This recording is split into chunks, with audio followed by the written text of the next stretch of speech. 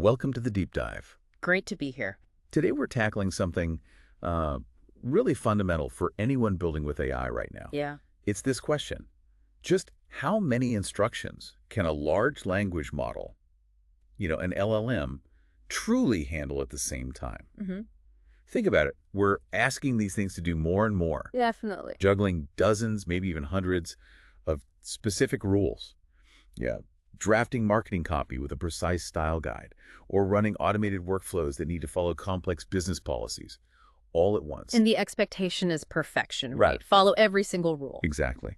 But, what happens when we actually push them, when we really load them up? It's a super timely question. Like you said, these real-world applications, they demand incredibly robust instruction following. Right. I mean, imagine a customer service bot. It needs to stick to company policy, don't give legal advice, stay friendly, all simultaneously. It is a lot. And if it messes up, invents a policy, gives misleading advice, that's not just a small glitch. You're looking at real operational, financial, maybe even legal trouble.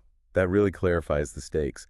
And what's kind of amazing is, even with all the progress LLMs have made, Huge progress. essentially context windows, right? Going from thousands to millions of tokens they can process. Yeah, the units of text, basically words or parts of words.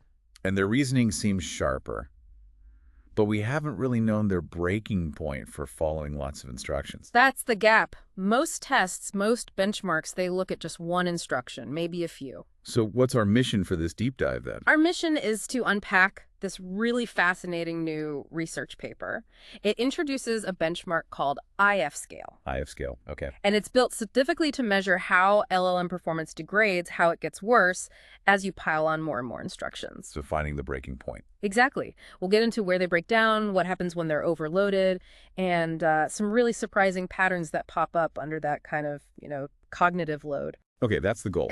But let's back up slightly. Why is this research so critical, like right now? What's the urgency? Well, it's because the complexity of how we're using LLMs is just exploding. It's not just simple prompts anymore. Not at all. Think about content generation. It's not just write an article. Right. It's write an article that must have these keywords, stay under this word count, match this brand voice, avoid these phrases, get the facts right. Wow, okay, that's a lot of check boxes. It is. And automated workflows, they're integrating dozens, maybe hundreds of business rules, compliance standards, all into one system. So the focus shifts. It's less about just generating something. And more about generating something that follows all the rules meticulously. And if it doesn't, bam, those risks you mentioned. Right. Practical, legal. Precisely. And that's where, our understanding has been a bit fuzzy. Because older benchmarks didn't push this density. Exactly. They looked at simpler tasks, fewer instructions. So even with bigger context windows and better reasoning, we didn't really have the data on how many instructions they could actually handle before things start to fall apart. Until now, with IF scale. Until IF scale. Yeah, this paper really aims to fill that knowledge gap. Okay, so let's get into IF scale itself. How do they design it? What's the setup? Right. So IF scale is actually pretty clever in how it allows for precise measurement. The main goal is just to quantify how performance drops as instruction density goes up. Makes sense. The core task they gave the models, generate a professional business report. Okay, a business report. Seems standard enough for an LLM. It is. But the instructions, that's where the benchmark gets really specific and challenging. How so? Each instruction was a constraint to include one specific exact keyword in that report. Just one keyword per instruction. Yep. And exact is key. For example, if the instruction is include the exact word customer, using customers or customer-driven, that counts as an error. Ah, okay. So no wiggle room. That allows for automated grading, right? No subjectivity. Exactly. Super precise, automated grading gets you hard data. And they really cranked up the difficulty, I heard. How many instructions are we talking? Oh, yeah. They scaled the instruction density smoothly, starting at 10. Manageable. All the way up to 500 instructions. It's 500 in one prompt. In one prompt, added in steps of 10. Yeah. And the words themselves, the key words, they weren't random. Okay. It was a vocabulary of 500 business-relevant single words. They actually pulled them from U.S. SEC 10K filings. So real-world business terms. Right. And they specifically selected them to have varying levels of difficulty for the model to naturally weave into a report. That's thorough. And did they test a lot of different models? Very comprehensive evaluation. They looked at 20 state-of-the-art models from 7 major providers Yeah. and ran each model 5 times at each density level, just to make sure the results were statistically solid. Generated a huge amount of data. Okay, they definitely put these models through their paces. So Yeah. what's the big headline? What did they find? What's the upper limit? Well, the crucial takeaway, and honestly, it's pretty sobering. Yeah. Even the absolute best, the frontier models, Wow. they only hit about 68% accuracy at that maximum density of 500 instructions. 68%. That's lower than I might have expected for the top tier. It is. It really highlights a significant limitation. Even our best models struggle when you ask them to juggle that many specific things in one go. So less than 7 out of 10 instructions followed correctly by the best models at 500. That's a really clear insight.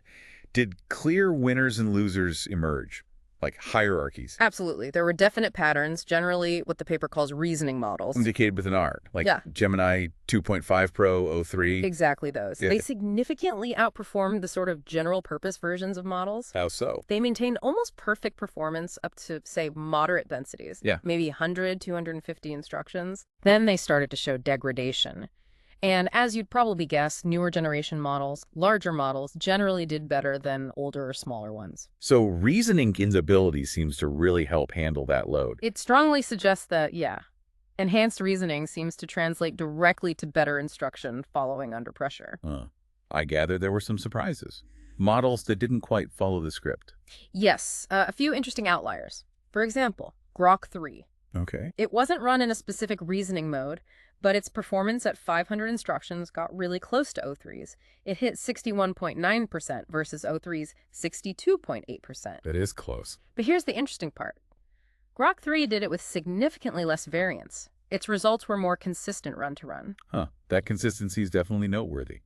Anything else unexpected? Well, yeah, Claude 3.7 Sonnet actually did better than the newer Claude Opus 4 and Claude Sonnet 4 models at the maximum density. Really? That goes against the usual newer's better trend. It does, and maybe the biggest surprise was GPT-4o. What about it? It showed surprisingly weak performance, frankly. Its accuracy dropped off really quickly, more like you'd expect from a much smaller, less capable model. Wow. So it's definitely not a simple story of bigger or newer always being better. Shows how complex these things are internally. Yeah, Lily, lots of nuance. Now, when performance does drop off, the study found it doesn't happen the same way for all models, right? Yeah, They identified 3 different ways models kind of break down. that's right. And these different degradation patterns, they give us some really valuable clues about how different models handle this cognitive load, almost like different stress responses. Okay, let's start with the first one. Threshold decay. What's Yeah. that look like? So threshold decay is where a model does great, like near perfect, Good. until it hits a certain point, a critical density of instructions.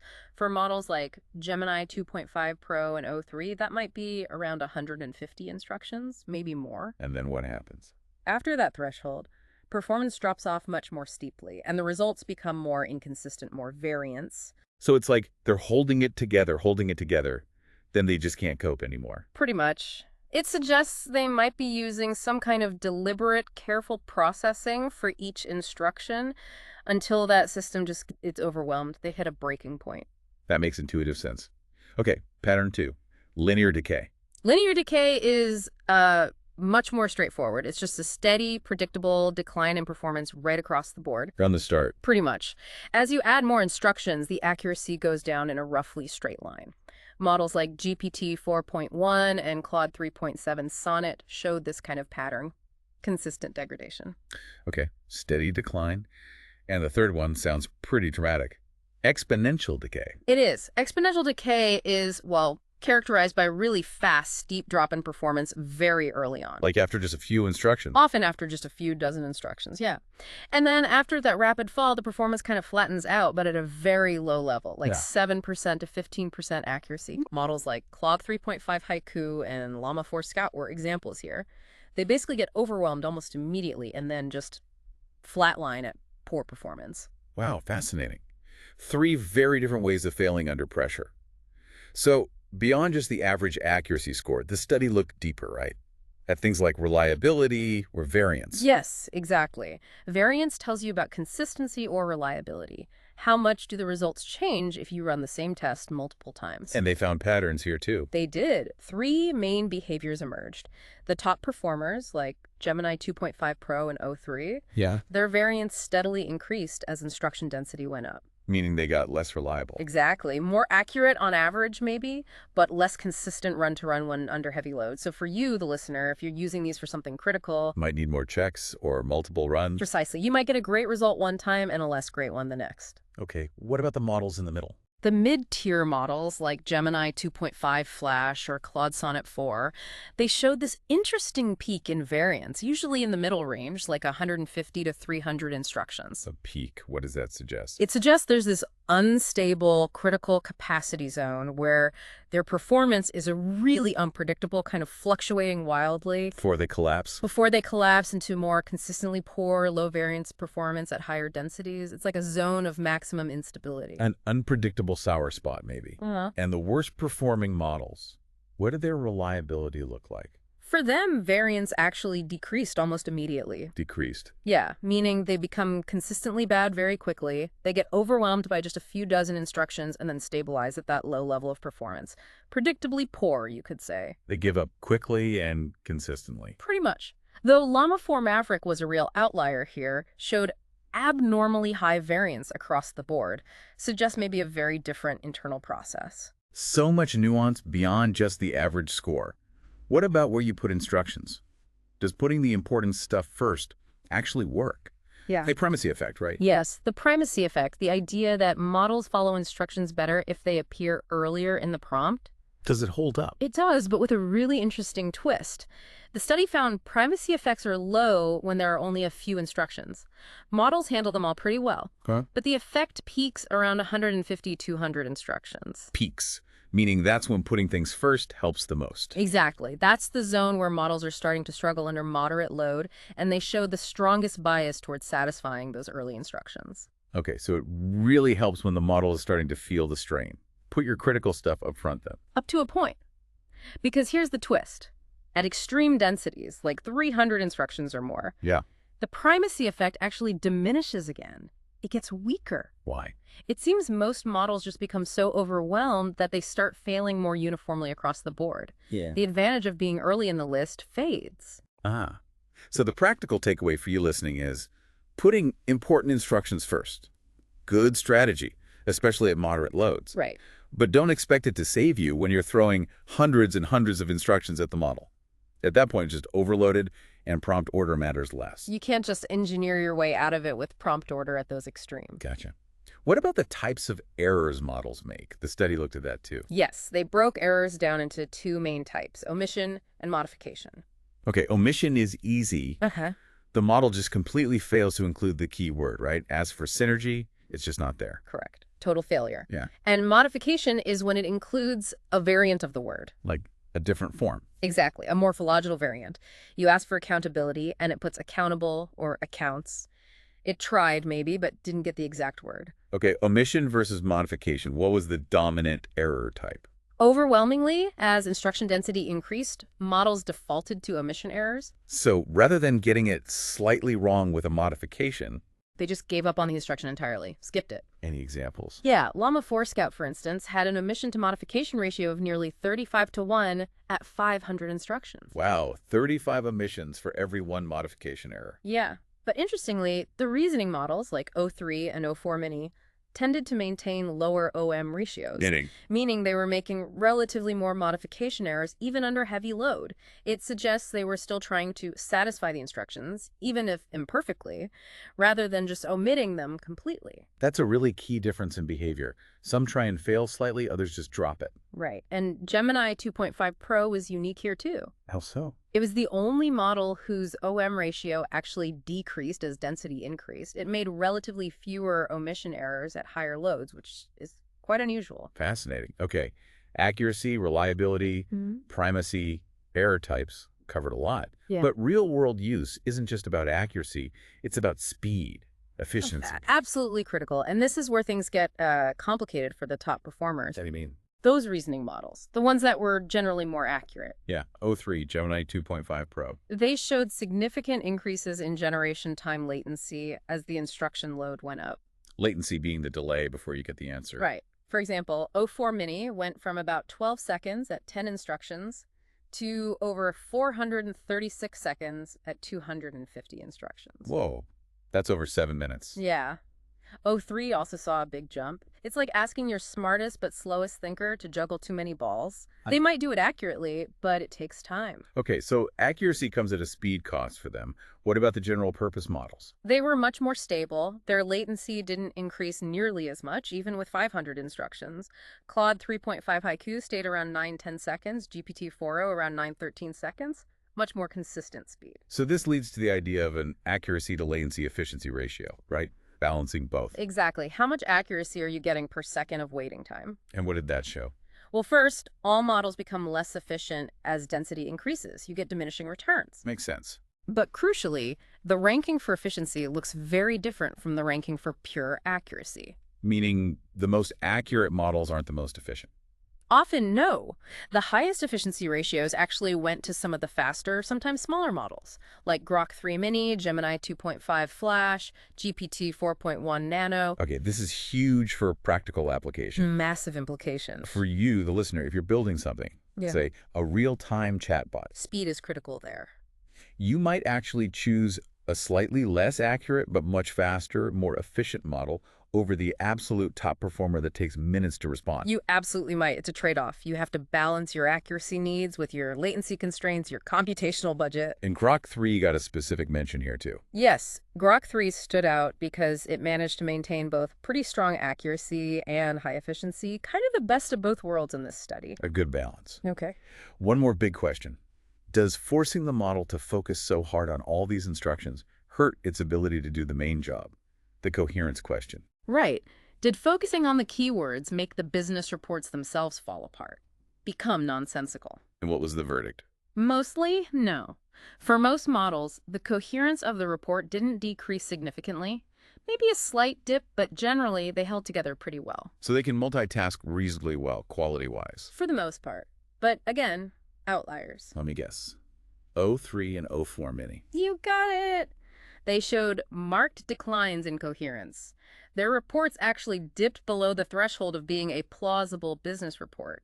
They started to sound, well, incoherent. Why them specifically? Any ideas? One possible link is that those models tended to output significantly fewer total words, fewer tokens. Okay. So imagine you have 500 instructions, 500 keywords to include, but the model only generates 1,500 words total. Whoa, that means roughly every third word has to be one of the instructed keywords. Exactly. That puts a massive strain on trying to maintain any kind of natural flow or sensible narrative. It becomes keyword soup. Makes sense why coherence would drop. But didn't Grok 3 also have low token counts? It did, interestingly. Yet it maintained high coherence. Another point where Grok 3 seemed to handle the pressure differently and perhaps more effectively. And did using those reasoning modes or thinking modes help with this? The paper suggests that enabling those modes can give moderate performance gains, especially at high densities, which might indirectly help maintain quality by slightly improving instruction following without maybe sacrificing as much on the core task. Okay, this has been a really deep dive. Let's try and boil it down. What are the main things you, our listener, should take away from all this? I think the biggest one is just the reality check. LLMs, even the best ones, really struggle with high instruction density. That 68% ceiling at 500 instructions is a key number to remember. There are real limits. There are. Second, models break down differently. Those patterns, threshold, linear, exponential, knowing which pattern your chosen model follows, can help you predict its behavior under load. And paying attention isn't infinite. Primacy effect helps, but only up to a point. Right. It peaks mid-range, then fades at extreme density. So front-loading prompts isn't a magic bullet for hundreds of instructions. And remember, when overwhelmed, they mostly just omit instructions. They give up. And critically, efficiency matters. The most accurate model isn't always the best choice if speed is important. Definitely. You need to balance accuracy, latency, and reliability, that variance aspect.